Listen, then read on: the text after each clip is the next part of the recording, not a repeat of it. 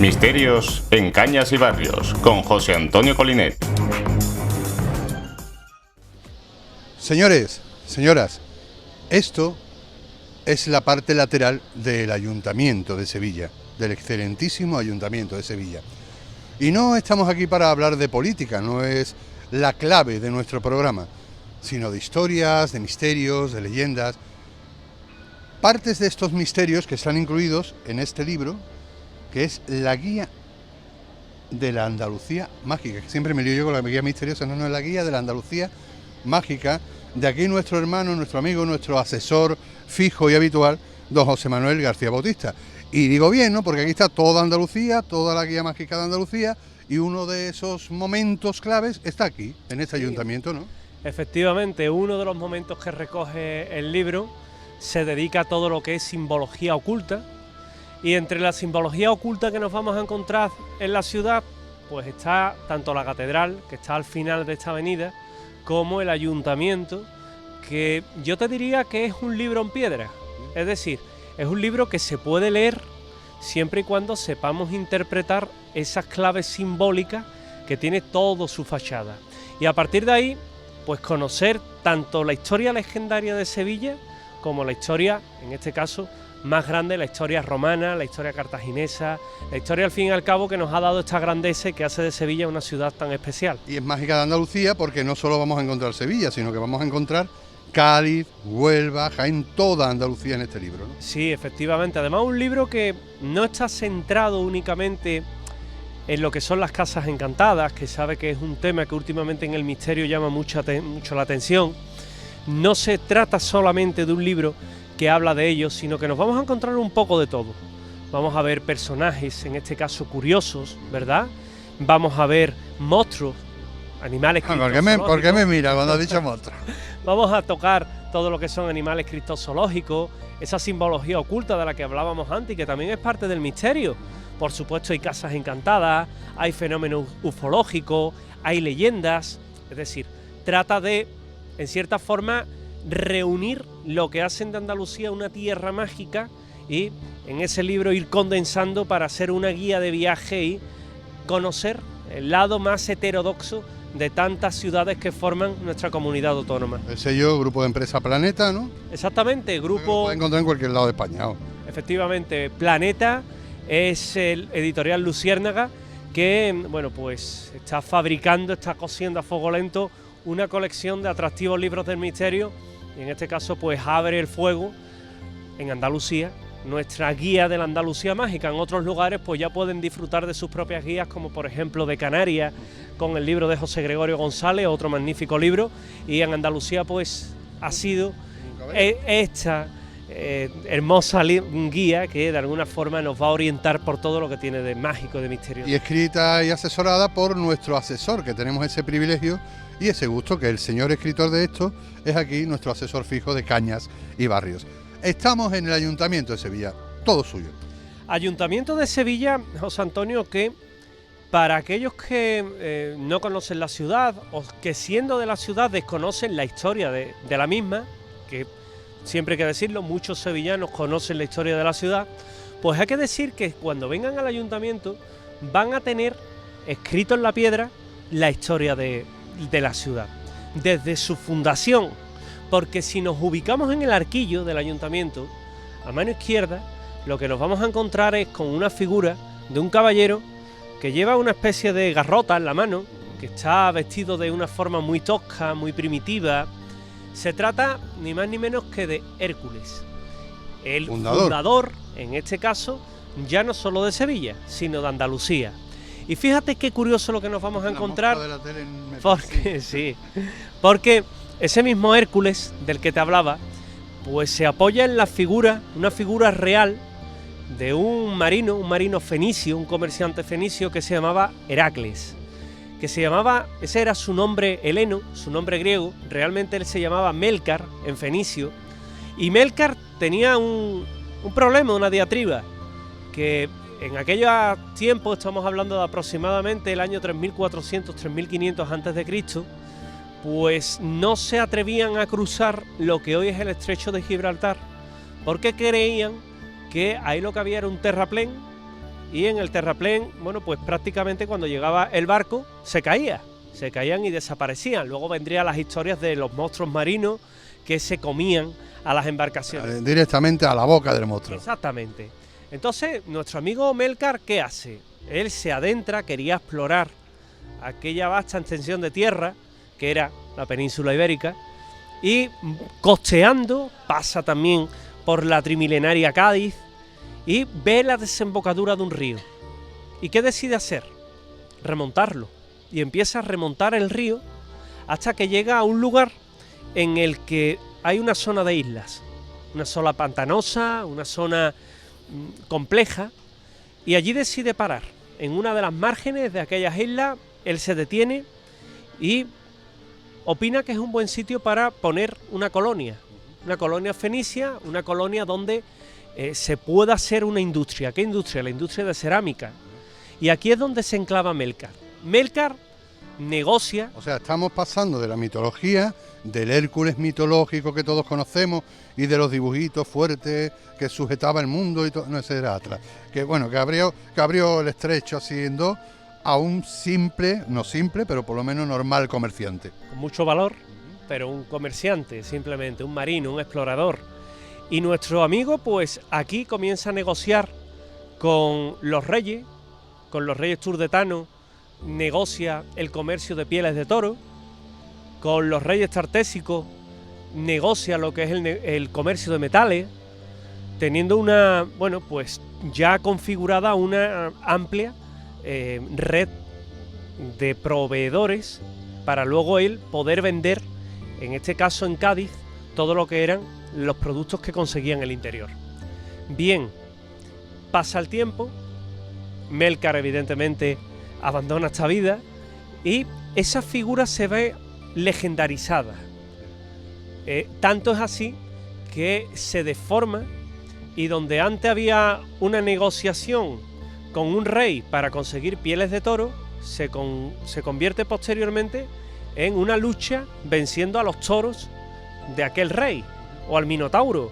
O sea, casi un torero de la época. Exactamente. Ahora que andamos tanto con antitaurino y taurino, Claro. tenemos un mitológico que... Un mito, que es el mito de Hércules. Luego tenemos también en los reyes tartésicos pues el mito de Tartesos, pero sin embargo parece a ciencia cierta que fenicios y tartésicos coincidieron en el tiempo. El caso es que vamos progresando para llegar a un punto en el que los griegos, como te comentaba antes, helenizan el nombre de Melcar, lo convierten en Heracles, aún ensalzan más lo que es aquella figura histórica, y llegan los romanos y ¿qué hacen? Latinizan lo que es el nombre de Heracles. ¿Y cómo le ponen? Hércules. Y Hércules en ese momento se convierte en un semidios que habría fundado Sevilla y habría fundado Andalucía. Pues ese caballero está aquí en el ayuntamiento. lo tenemos justamente la primera figura que nos encontramos en el arquillo del ayuntamiento. A su lado nos vamos a encontrar a Julio César. Otro de los importantes en este caso no la fundación, pero sí la creación de la Sí. Sevilla que conocemos. Claro, absolutamente, porque Julio César, señor de porte seria, también algo de majestuoso, dictatorial, Dictador. que todo lo tenía, pero a Julio César lo ubicamos siempre en Roma, con el Senado, con la República, y sin embargo Julio César tiene dos etapas en Sevilla. La primera de ellas siendo una especie de adjudicador de Hacienda, etapa en la que se vincula de una forma bastante emocional a la ciudad. Dicen incluso que llega a tener 2 hijos en Sevilla. Al primero lo sacrifica y lo entierra o lo lapida en la muralla de la ciudad, y el segundo hijo, su madre natural, lo manda a Roma con el nombre de Bruto. Hombre, o sea que tenemos a un Bruto posiblemente sevillano. Posiblemente sevillano, legendario, evidentemente. La leyenda, en este caso, pues posiblemente sea solamente eso, leyenda. Pero bueno, de ahí que cuando también dicen que cuando asesinan a César, No sé si me gusta eso, ¿eh? No te fíes de un sevillano que hasta Bruto se cargó a su padre. O sea que... claro, le dijo aquello de tú también, Bruto, tú también, hijo. Pues Julio César con el tiempo tiene que salir de Sevilla, acude a Roma. En Roma se ve envuelto en una guerra civil con Pompeyo, la guerra pompeyana, Pompeyo muere, pero su guerra la continúan sus hijos. Y fíjate qué curioso, porque cuando parece que todo está perdido para los pompeyanos, solo queda un reducto que resiste. Ese reducto que resiste lo encontramos en Andalucía. Y esa guerra final entre partidarios de Julio César, comandados por César, y pompeyanos, iba a tener como escenario la famosa batalla de Munda en Córdoba. Él logra vencer a las tropas pompeyanas, entra en Sevilla con la cabeza de uno de los hijos de Pompeyo en una pica y se dirige al Foro Romano. El Foro Romano estaba en la Alfalfa, y en la Alfalfa pues él llega... Alfalfa, barrio de Sevilla, por si nos estáis viendo en otros puntos de Andalucía. Reúne a los sevillanos, que querían escucharlo, que lo aclaman.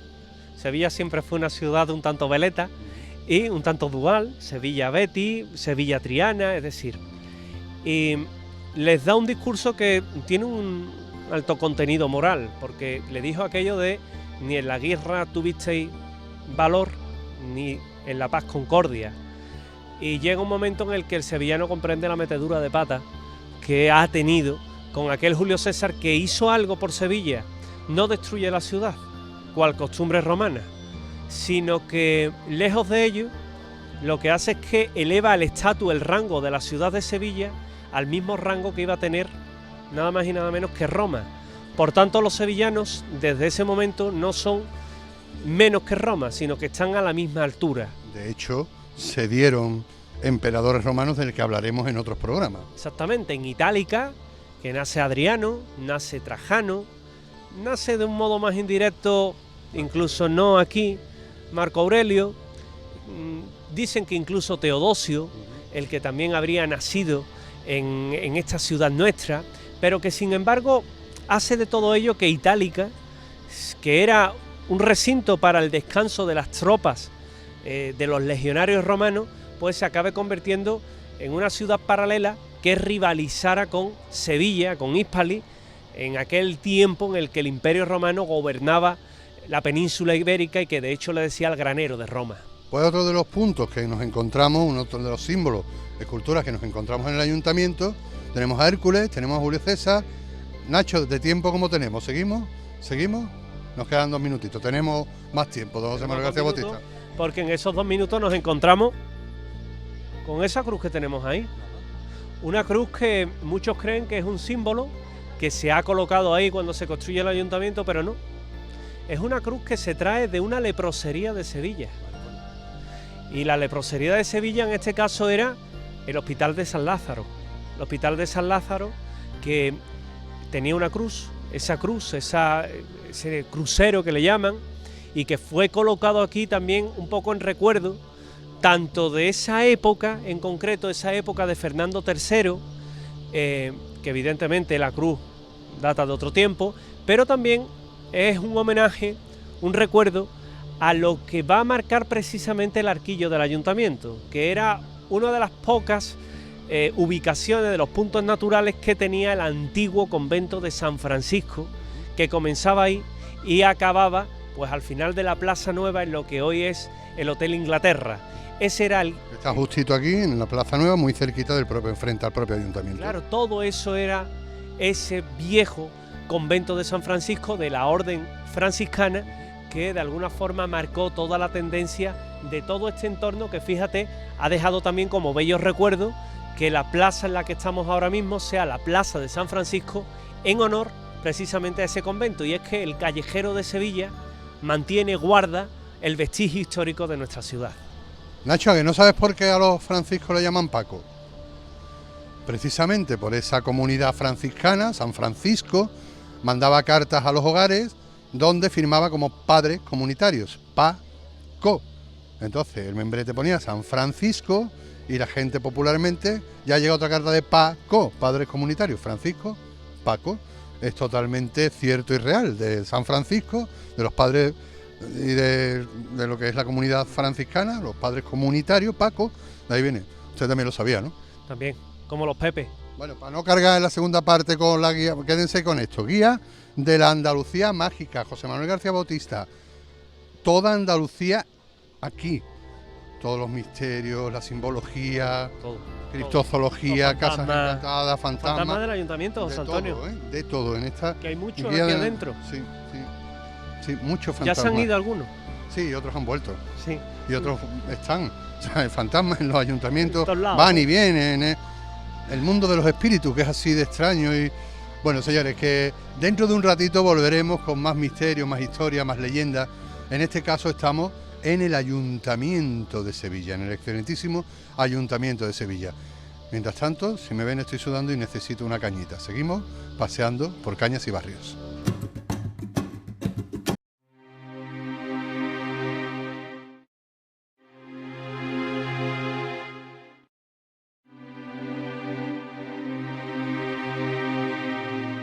Es una guía para curiosos y para inquietos.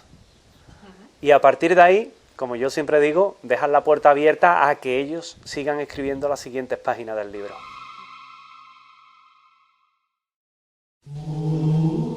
Seguimos en el excelentísimo Ayuntamiento de Sevilla, parte posterior, y seguimos con José Manuel García Bautista con su libro La Guía Mágica de Andalucía como referente.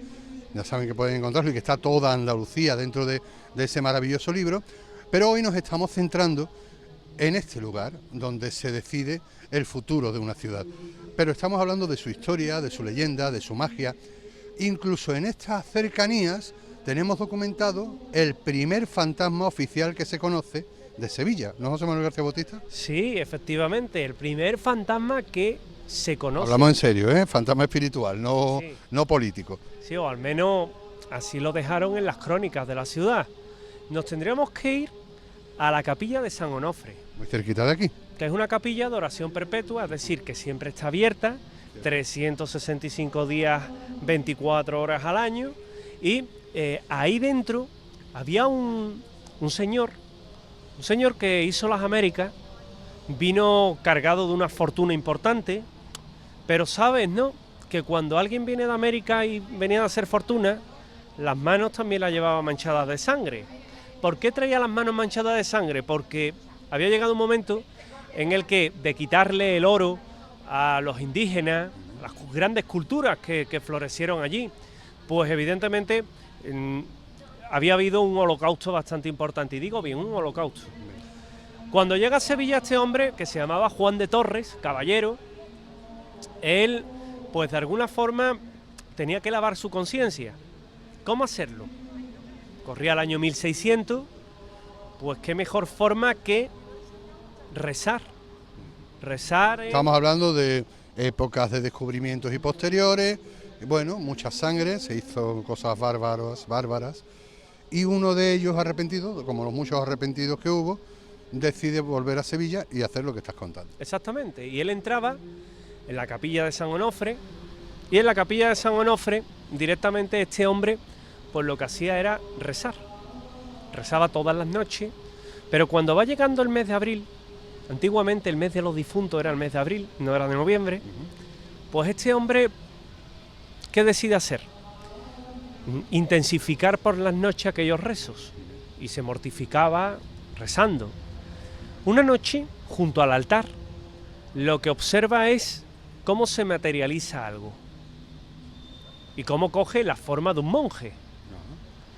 Este monje masculla las primeras oraciones de la misa en latín y desaparece.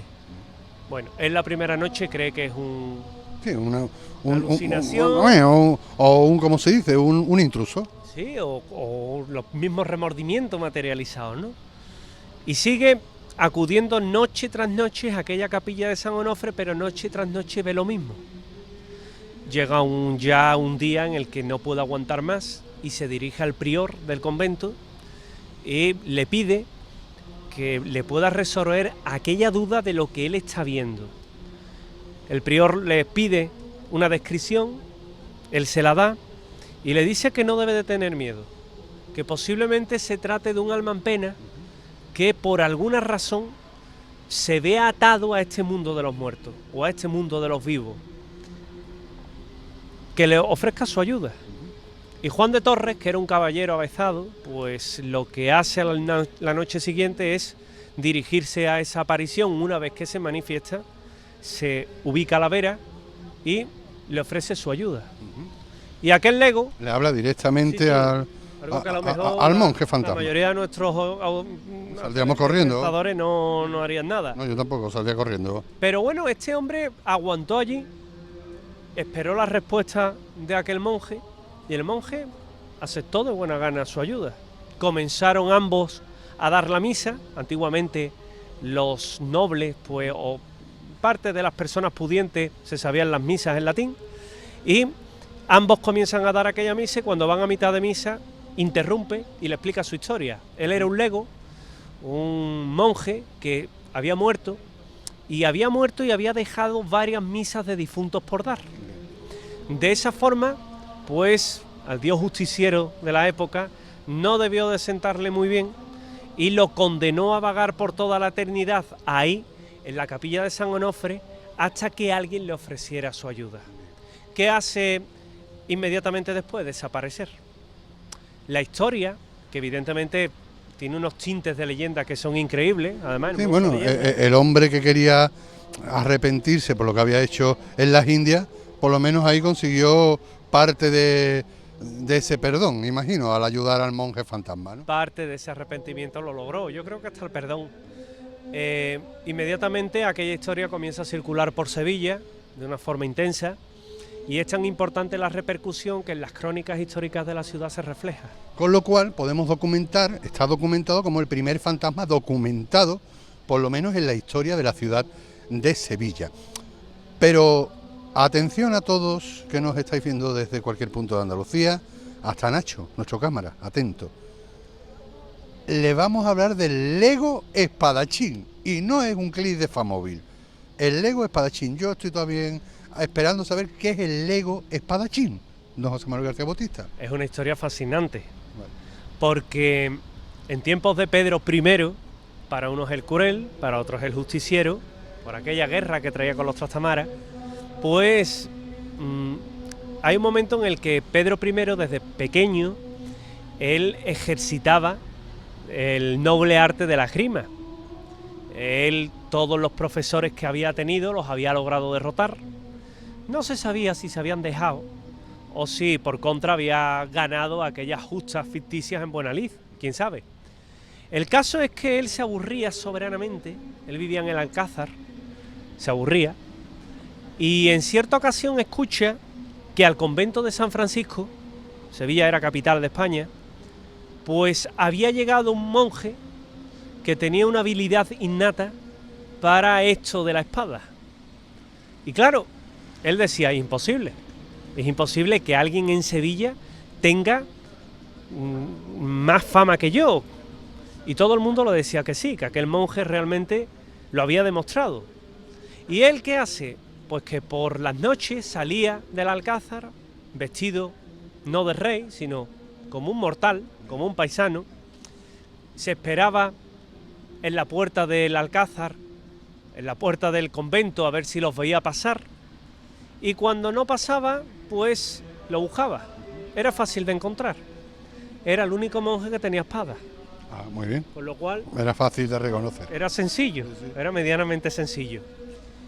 Se lleva varios días buscándolo hasta que en una ocasión pues encuentra uno con espada y sin mediar palabra ni provocación lo empuja, saca la espada y está a punto de matarlo. ¿Qué hace aquel monje? Pero porque el hombre ya está, tenía ganas de crezca, nada más. Tenía ganas de saber, simplemente tenía ganas de saber si él era mejor que aquel monje o si el monje era mejor que él. Y comienza una lucha sin cuartel en lo que hoy es la calle Méndez Núñez, la calle famosa donde estaba Galerías Preciado. Ahí empiezan los dos un combate atroz en el que, bueno, hay que decir que nuestro Lego se defiende muy bien. El rey Pedro I no sabe cómo parar los diferentes envites de nuestro Lego, lo va parando una y otra vez, hasta que llega un momento en el que cuando ya lo va a matar literalmente, el rey se identifica: deteneos, insensato, que soy el rey. Y entonces directamente el Lego para, se empieza a reír, se descubre y le dijo: me extrañaba, señor, que alguien pudiera haber aguantado todos los envites que he dado. Solo alguien que fuera un rey podría haberlo hecho. Y el rey, Pedro I, le vuelve a decir lo mismo. Igualmente, caballero, nadie hubiera podido parar todas mis acometidas excepto un rey. Un rey, el rey de Navarra. Aquel señor, aquel lego era el rey de Navarra que había venido en peregrinación a Sevilla. Hacía tiempos que no coincidían, pero sin embargo, fíjate que encuentro tan, yo diría, tan bélico, pero a la vez tan... lleva una lección moral, ¿verdad? Sí, de hermanamiento de reyes. Le pidió algo. Ya que me has derrotado, pídeme lo que quieras. Y aquel lego, aquel rey, le dijo que él llevaba varios días ya en el convento y que tenían un problema de agua, que el pozo daba un agua estancada de muy mala calidad y que no tenían que beber. Y el rey le prometió que al día siguiente iba a desviar parte del agua que venía del Alcázar hasta el convento de San Francisco. Al día siguiente se puso en marcha aquella obra y al día siguiente pues los monjes pudieron comenzar a beber parte del agua que hoy día sale de una fuente en la Plaza Nueva, con lo cual una historia hermosísima. Historia preciosa de dos reyes que se encuentran. Lego no era un muñeco, era un eclesial, lego eclesiástico. Ustedes dirán, mientras están charlando, la cantidad de ruido, de jaleo que hay. Es que lo bonito de este programa de Cañas y Barrios es que vamos conociendo los lugares in situ, paseando por los lugares. Y claro, no podemos cerrar la ciudad, la gente pasea alrededor nuestra mientras hablamos en el sitio original, en el sitio real, donde contamos la historia, ahí intentamos estar. Hemos estado en Egipto, pues ahora estamos en el Ayuntamiento de Sevilla. Hemos dado un salto, simplemente. El Ayuntamiento de Sevilla, que tiene un lema, sabes que nuestra bandera es una bandera Nodo. burdea, y esa bandera burdeo, pues tiene, como tú bien indicabas, en oro, en amarillo, en albero, que le diríamos aquí, una leyenda que es el nodo. Para los de Andalucía que no lo sepan, la bandera oficial de Sevilla es esa bandera y pone nodo, con algo en medio, ¿vale? O sea, esa es la bandera de Sevilla. Si tenían curiosidad de saber qué significa nodo, ahí vamos. Pues ese nodo lo que viene un poco a explicarnos es la historia de la ciudad. Es la historia de Alfonso X el Sabio. Fíjate que hoy estamos recorriendo la historia de una forma fantástica. Y Alfonso X el Sabio entra en una guerra, yo ya no te diría civil, te diría casi paternal. Padre e hijo, era tremendo. Él entra en guerra con su hijo Sancho de Castilla. Y el último reducto que le queda al rey sabio, ¿cuál es? Sevilla. Él entra en Sevilla, se encierra en la ciudad, una ciudad bien amurallada. Pero claro, poco iba a resistir Sevilla al asedio. Su hijo se ubica en todo lo que es alrededor de la ciudad, sitia la ciudad, pero sin embargo no se atreven a entrar en ella.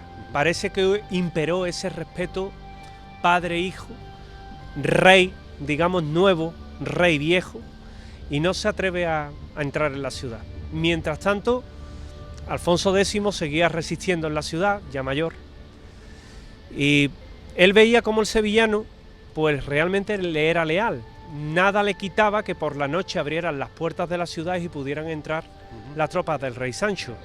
Un acto de traición, pero que salvaría a la ciudad. Sin embargo, Sevilla resiste. Sevilla resistió a los fenicios, resistió a los romanos, resistió a los cartagineses, a los visigodos. Resistió a la crisis, al PP, al PSOE, Izquierda Unida. Resistió a todo el mundo. Y claro, y el rey un día, ya viendo, bueno, sus horas finales, dijo cómo premiar a esta ciudad con un recuerdo que, no siendo material, la enriquezca y les recuerde al paso de este rey que encontró asilo en esta ciudad leal. E ideó un lema, un jeroglífico. Él era muy... Le decían el sabio, ¿no? Era claro, era muy de jeroglíficos, ¿verdad? Y claro, su padre, Fernando III, hizo tanto también por las letras. Él, le llamaban el sabio, como tú bien has indicado, por también las dotes culturales que hizo con la ciudad. Y llega el momento en el que nuestro amigo Alfonso X el Sabio inventa ese lema que es un no, una madeja, De hilo. porque es una madeja, no es un 8 ni es el símbolo del Una madeja infinito, de hilo. es una madeja retorcida y un do, de forma que leída debe de leerse como no, madeja, do. No, Sevilla. Sevilla no me ha dejado, Sevilla no me ha abandonado, Sevilla no me traicionó, no me ha dejado solo. De alguna forma estaba rindiendo tributo a la lealtad del pueblo sevillano, que en otros tiempos había sido tan voluble, se iba de un lado a otro, y en esta ocasión pues simplemente había sido leal. Por lo tanto, hoy cuando veamos nuestra bandera, cuando se hace un logro por esta ciudad a nivel deportivo, cuando hay una fiesta... Sí, o cuando el ayuntamiento intenta anunciar cualquier cosa, Claro, ¿no? y vemos esa bandera, que sepamos que esa leyenda que lleva en el interior define a un pueblo, a la lealtad de un pueblo, a la lealtad de Sevilla. No es un símbolo anacrónico, ni es nada que deba de ser tomado a la ligera, al revés. Es la hermosura de un valor, la lealtad. Prometemos ir desvelando también las simbologías de otras banderas de Andalucía, ¿eh? Hoy nos hemos detenido en la que teníamos más cercana. Yo creo que para el resto de Andalucía que nos estáis viendo es una curiosidad, porque ese nodo en la bandera de Sevilla que ya hemos desvelado. Y sencillamente volver a invitarles a que vean ese maravilloso libro, lo lean, lo busquen, que es genial, la guía mágica de la Andalucía o de Andalucía. La guía de La guía de la Andalucía mágica. Que me lío yo con dónde está el artículo y dónde la palabra. Que lo va a encontrar en cualquier sitio porque es de Planeta, es de Luciérnaga, pero de la Casa Planeta. Aquí donde lo ven, el muchacho es de los que gana pasta con los derechos de autor y estas cosas. José Manuel García Bautista, hermano, muchas gracias. Compañero, muchas gracias a ti. Seguiremos viajando la semana que viene por Cañas y Barrios. Seguiremos viajando, seguiremos hablando de misterio, nos entroncaremos con otro misterio de Andalucía. Hoy ha sido Sevilla, mañana puede ser Córdoba, puede ser Cádiz, puede ser Jaén. Málaga. Donde Granada. Andalucía nos lleve, donde la magia de Andalucía nos lleve. Pues donde la magia de Andalucía nos lleve. Ahora lo que nos lleva es a seguir tomando cañas por sus barrios, Cañas y Barrios. Espero que le haya gustado esta parte y sigamos viaje.